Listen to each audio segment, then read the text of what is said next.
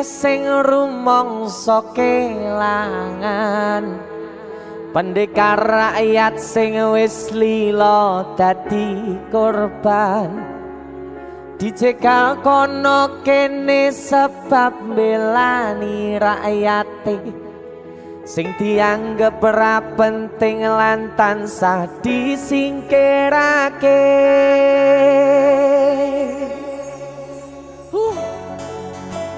Asoy sabar iku ora ana watese. Yen ana watese tegese ora sabar. Leres. Ngono wae kok repot. Leres.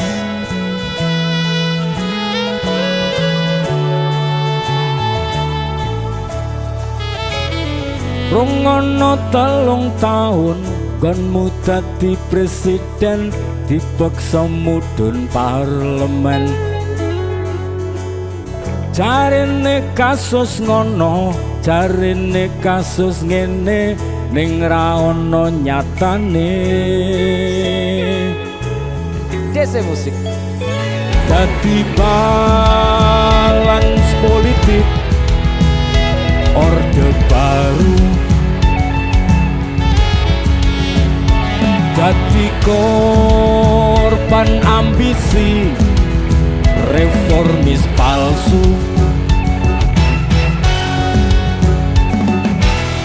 Senajan cacat netramu nanging ngerti batinmu ngendi kucing ngendi asu.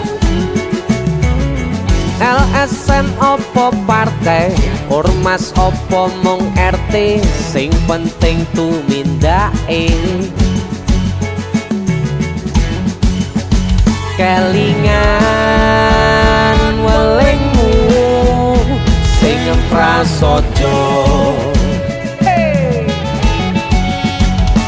Aku mau ngayomi jagat raya.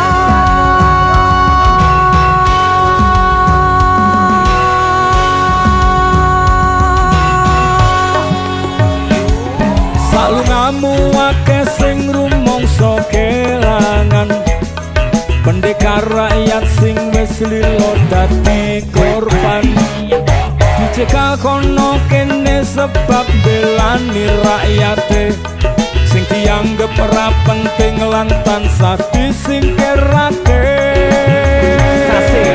Ayo Salungamu akeh sing rumangsa kelangan pendekar rakyat sing wis lila dadi korban dicegal kono kene sebab belani rakyate sing dianggep ora penting lan tansah disingkirake.